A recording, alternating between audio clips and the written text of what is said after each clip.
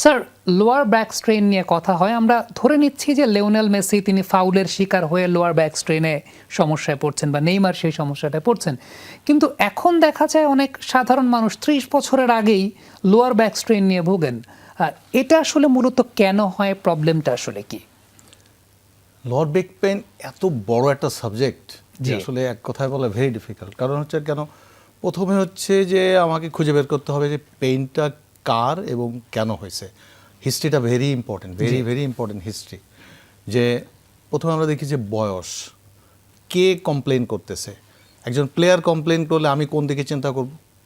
একজন 70 বছরের লোক যদি এসে বলে আমার কোমর ব্যথা, তাহলে আমি সেটা চিন্তা করব। জি। একজন 12 বছরের ছেলে যদি বলে আমাকে কোমরে ব্যথা, আমি সেই দিকে চিন্তা করতে হবে। এই এজের যে ক্যালেন্ডারটা আমাদের জন্য খুব ইম্পর্টেন্ট। এটা হলো একটা, যে আমার কাছে রোগী আসে আমি চিন্তা করি যে প্রথমেই শুনি যে আপনি বয়সটা দেখি। আরেকটা হলো যে এখানে যে ব্যথার যে অরিজিন, অনেকগুলো স্ট্রাকচার এবং অনেকগুলো ডিপার্টমেন্ট। যেমন একটা ট্রমা, এটা হলো জি। সবচেয়ে কমনেস্ট ট্রমা। তারপরে আসবে আপনার নিওপ্লাজমা, দেখা গেলো যে তার সবে আছে আবার ক্যান্সার হয়ে আছে। তারপরে ইনফেক্টিভ, তারপরে এরকম অনেকগুলা কারণে এটা ব্যথা আসতেছে। এখন আমার এই জন্য খুঁজে বের করতে কোনটা এবং ডায়াগনোসিস কত হবে সেই অনুযায়ী। আর ইনভেস্টিগেশনও ওই অনুযায়ী আমাকে করে বের করতে হয় প্রথমে যে তার ব্যথার কারণটা কি। দেখা গেছে যে আসলে আমাদের বইতেই লেখা যে পৃথিবীর 80% মানুষ, কোনো মানুষ যে লো ব্যাক পেনে ভোগে না এরকম মানুষ খুঁজে পাওয়া মুশকিল। অর্থাৎ তার কারণ এক একজনের একটা।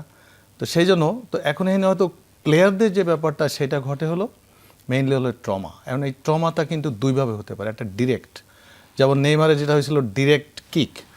ডিরেক্ট কিক হলে এক ধরনের ব্যথা হবে এবং সে সাফার করবে। আর একটা হলো ইনডিরেক্ট। ইনডিরেক্ট হলো যে সে এই যে র্যাপিড অ্যাক্সিলারেশন, ডিঅ্যাক্সিলারেশন, জাম্প, কিক, দৌড়, সাডেন স্টপিং, এগুলোতে ব্যাকে অনেক থিক মাসেল আছে আমাদের, অনেক বড় বড় মাসেল। মেইনলি এই প্লেয়ারদের হয় মাসেল স্ট্রেইন হয় অথবা ভার্টিব্রাগুলোতে ওখানেও ইঞ্জুরি হয়। কিন্তু যদি ডেঞ্জার হবে কোন সময়, যদি ওই ভার্টিব্রার মাঝখানে যে ডিস্ক যেগুলো থাকে ওইটা যদি সরে যায়, অথবা ওই ডিস্ক যে যদি কোথাও নার্ভকে কম্প্রেস করে, তখন খুবই।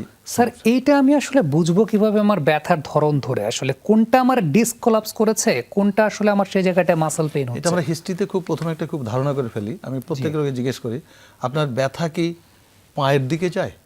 খুব কমন কোশ্চেন। এটা নিয়ে আমরা প্রথমে বুঝে ফেলি। কারণ হলো ওইখানে যে অ্যারেঞ্জমেন্ট ব্যাকের, হ্যাঁ, নার্ভগুলো থাকে স্পাইনাল কর্ড ভিতরে এবং রুট থাকে পাশ দিয়ে। যদি ডিস্ক প্রোল্যাপস হয়ে ওই নার্ভকে চাপ দেয়, কম্প্রেস করে, ওখানে জায়গা খুব ছোট, তাহলে তো পেইন রেডিয়েট করবে।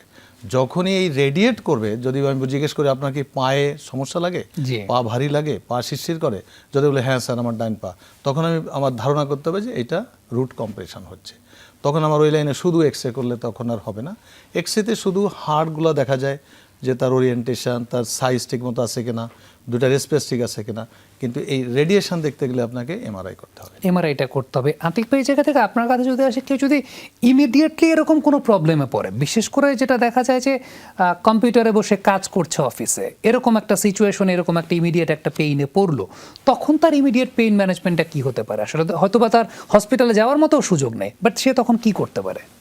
এখন সেই ক্ষেত্রে ওই পেইনটা রিমেডি করার জন্য তার অফিস যে এনভায়রনমেন্টটা আছে সেটা হয়তো আমরা তার থেকে একটা গাইডলাইন নিতে পারি যে আপনি কি ধরনের লাইফস্টাইল লিড করেন। হোমেও হতে পারে অথবা অফিসেও হতে পারে। সেক্ষেত্রে চেয়ার টেবিলগুলো কারেকশন করে দিতে হয়। দেখা গেল অনেক পেশেন্ট আছে যারা কিনা লং টাইম ল্যাপটপ অথবা ডেস্কটপের ওয়ার্ক করে। তো এখন সেক্ষেত্রে আলটিমেটলি ওই আর্গোনমিক কারেকশনগুলো অনেক ইম্পর্টেন্ট।